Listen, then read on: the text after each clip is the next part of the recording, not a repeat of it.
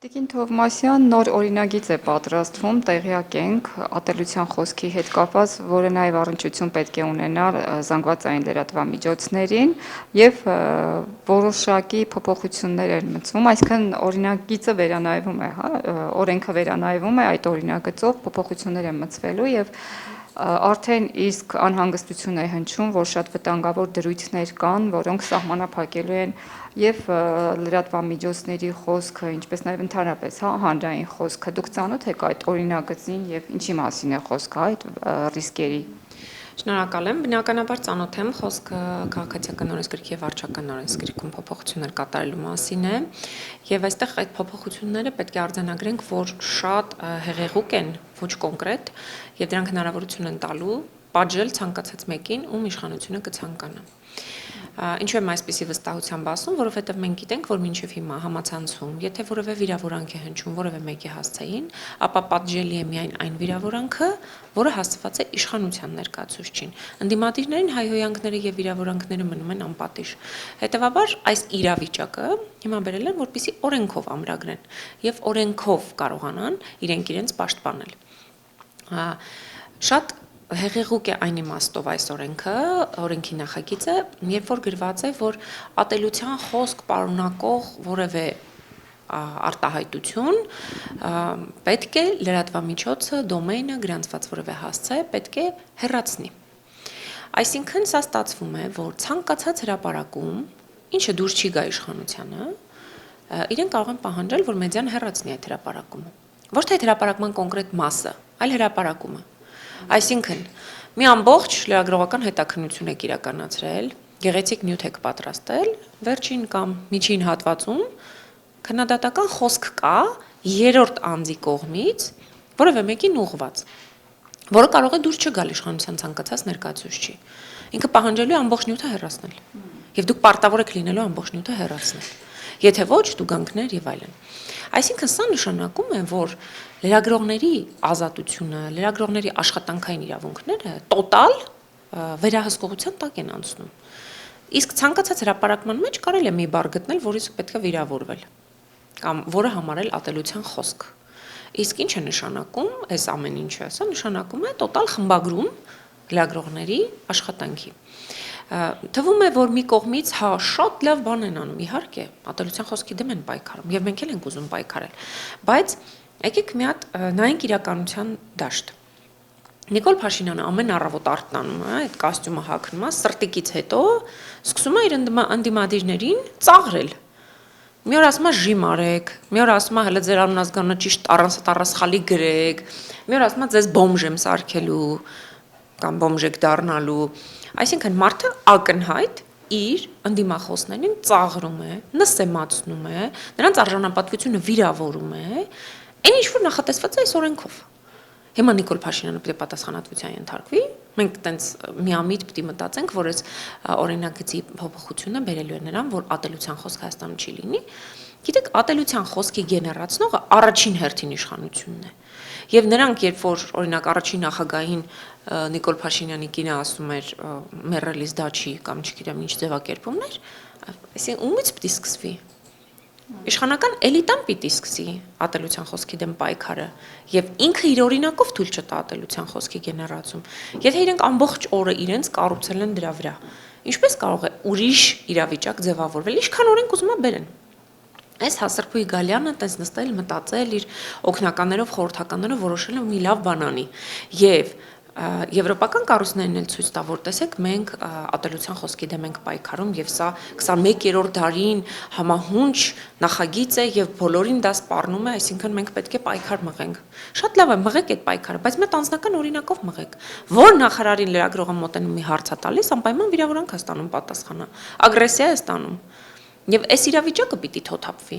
Հիմա այսօր դուք եկել եք ասում եք, որ ԱԺ նախագահը եւ փոխնախագահը լրագրողներին վիրավորում են։ Ես նայում եմ համացանցը, մեկը խռովում գնում է կեսից, մեկը ասում է դու ձայնդ կտրի հիմա իմ հերթն է, այսինքն տարական վարվեցողության կանոնների պահպանման խնդրեմ ունենք մենք մեր երկրում։ Եվ չասեմ, որ հանրային պաշտոնյային վերաբերվող բոլոր օրենքները մեր երկրում խախտվում են։ Հանրային պաշտոնյա պիտի լինի զսպված, պիտի պահպանի էթիկայի նորմերը։ Եվ հատուկ ուզում եմ հիշեցնել, որ ազգային ժողովի падգամավորի էթիկայի վարքականոնի համապատասխան այս պահի դրությամբ շատ թերի մեր օրենսդրության պայմաններում անգամ այնտեղ հստակ պահանջ կա, որ պետք է քո դիմախոսների, լրագրողների նկատմամբ պահես հարգալից։ Իսկ դուք հարգալից վերաբերմունք ստանում եք։ Եվ այստեղ ստացվում է, որ մենք բոլոր օրենքները խախտվում են մեր երկրում։ Հիմա ինչ օրենք ուզում եք բերեք, այդ օրենքը աշխատելու է անդիմության դեմ, աշխատելու է լրագրողների դեմ, լրատվամիջոցների դեմ, իշխանությունը անելու է այն, ինչ ուզում է։ Ինչպես այսօր է։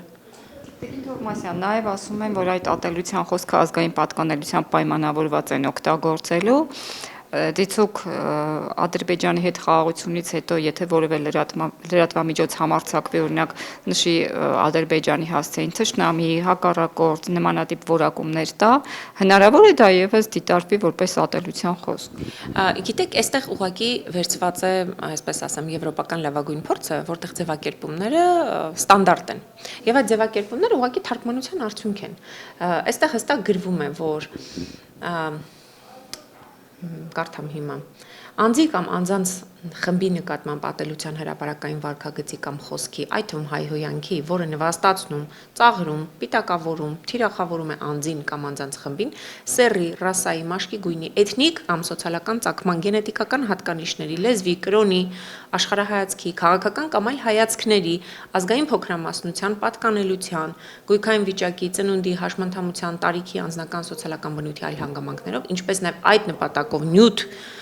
կամ առարկա տարածելու հետևանքով պատճառված ոչ նյութական վնասի հատուցման հիմքը եւ այլն։ Այսինքն այս ձևակերպումը վերցված է միջազգային օրենսդրությունից, որը ամբողջ աշխարհում ընդունված ձևակերպում է։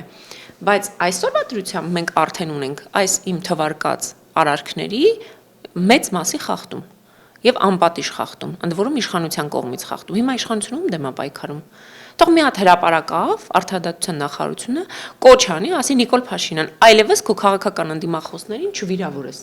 այլևս չնվաստացնես, չծաղրես, չպիտակավորես, չթիրախավորես։ Իրենց քաղաքական հայացքների համար ինչը արգելված է այս օրենսդրության նախագծով։ Հետևաբար, այստեղ միայն ադրբեջանական խնդիր չի, որ ադրբեջանցիների նկատմամբ որևէ մեկը հանկարծ ատելություն գեներացնի, նրանց անմիջապես կպատժեն։ Դա էլ լինելու է նաև, որովհետև մենք արդեն ունենք այդպիսի օրինակներ։ Դրա համար ես ասում եմ, որ մենք իրականության հետ պիտի անընդհատ սինխրոնիզացնենք մեր իրավիճակը։ Ցեղասպանության թանգարանի տնօրեն ինչու հեռացվեց, որովհետև ինքը հակաադրբեջանական գործողություն եւ հակաթուրքական գործողություն էր արել։ Համարձակվել էր գիրք նվիրել Ամերիկայի փոխնախագահին Արցախի մասին հայապահպան գործունեության, որը ընդդեմ Թուրքիայի եւ Ադրբեջանի, որովհետեւ մենք տարիներ եւ տասնամյակներ շարունակ հալածվել ենք թուրք-ադրբեջանական տանդեմի կողմից։ Հիմա մենք մեր ինքնապահպանման բնազդը պիտի դնենք մի կողմ եւ ենթարկվենք Նիկոլ Փաշինյանի այսօրոպեական կմահաճույքներին, որը չգիտես ինչ արդյունք է ունենալու։ Բայց փոխարենը մենք ստանում ենք Ադրբեջանի նախագահի կողմից եւ Ադրբեջանի քաղաքական էստեբլիշմենտի ներկայացուցիչների կողմից ամենադաժան վերաբերմունքին։ Նրանից սկսած, որ սա արևմտյան Ադրբեջանն է, այստեղ Հայաստան գոյություն չունի, նրանից սկսած, որ Հայաստանը որպես երկիր պետք է չլինի եւ Ադրբեջան պիտի լինի այստեղ, այն որ Հայաստանում որևէ պատմական իրողություն գոյություն չունի, մենք Ադրբեջանի կցորդն ենք եւ այսպես շարունակ, այսինքն Հայաստանը հիմա ավելի քան վտանգի տակ է, քան օրինակ 3 տարի առաջ Արցախը։ Նաև հնարավոր է ցեղասպանության բարձրաձայնման համար հետագայում մոտ ապագայում ավելի ճիշտ այս իշխանությունների օրոք ասեն, որ ատելության խոսք եք գեներացնում Թուրքիայի նկատմամբ, որտեղ Թուրքիան այդպիսի բան չի արել, դուք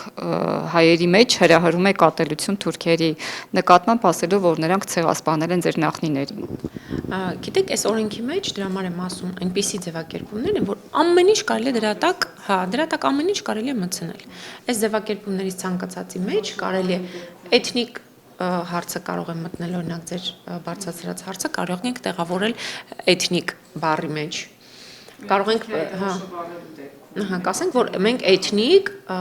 ատելություն ենք գեներացնում մեր հարևան երկրի նկատմամբ։ Կամ այստեղ կարող ենք մենք տեղավորել դա իր ազգային պատկանելության։ Այսինքն մենք ասում ենք, որ հա, թուրքերը մեզ ցեղասպանել են, դա ազգային պատկանելիության նկատմամբ խտրական վերաբերմունք է։ Մենք իրավունք չունենք այդպիսի բան ասել։ Մենք պիտի ասենք, որ մենք ցեղասպանվել ենք, ով է արել, երբ է արել, ինչպես է արել, այսինքն շատ պաթետիկ եւ վերացական ձևակերպումներ պիտի տանք։ Իսկ ի՞նչն է հավելացվել, հա, նախկին գործող օրենքի մեջ, ի՞նչն է։ Գիտեք, 1087 հոդվածը ընդհանրապես վերաբերում էր վիրավորանքին եւ զրպարտությանը։ Հիմա ավելացվել են կոնկրետ ատելության խոսքից կամ վարքագծից տուժած քաղաքացիների պատճառված նյութական վնասի հարցը, այսինքն սա նշանակում է, որ մենք վիրավորանքն ու զրպարտությունը ստորադասում ենք, այդքան կարևոր չեն։ Ատելության խոսքը գալիս է առաջին պլան։ Եվ վիրավորանքը ավելի փոքր կամ ցածր պատժելիություն ենթադրող արարք է, քան ատելության խոսքի գեներացումը, որը ավելի լայն ձևակերպում ունի եւ ցանկացած արարք կարելի է դնել դրա տակ։ Հիմա մեր հարցազրույցը կարող են ընդհանուր ձևակերպել որպես ատելություն քաղաքացիական պայմանագիր կուսակցության նկատմամբ, որտեղ ես քննադատեցի Նիկոլ Փաշինյանին եւ այդպիսով գեներացրեցի ատելություն։ Հետևաբար ինձ պետք է գնդակահարել։ Իհարկե գնդակահարել չէ, բայց ինչ է նախատեսում օրենքը այս դեպքում։ Տուգանքներ են նախատեսում հստակ, կես միլիոնից սկսած, քաղաքացիական օրենսգրքում այդ փոփոխությունները, քաղաքացիական եւ վարչական տուգանքներ են նախատեսում, այսինքն մարդկանց ֆինանսական դույժ են ենթարկում, բայց ես ուզում եմ ասել, որ այս օրենքը այսօր էլ գոյություն ունի։ Հայհոյանքի համար մենք ունենք բազմաթիվ դատական նախադեպեր, որ քաղաքացին մտել է դատան ու հաղթել է։ Այսինքն իրեն հայհոյելու համար կա դատական հաղթանակ, վիրավորելու համար, զրպարտելու համար, այսինքն մենք ունենք նախադեպերը։ Հետևաբար նախադեպերը թողել մի հատ էլ առանձին ձևակերպում անել ատելության խոսքի, որի տակ պետք է լցնել ամեն ինչ եւ սկսեն լրատվամիջոցներից պահանջել տարբեր հրապարակումներ հեռացնել, սա արդեն խայտառակություն է։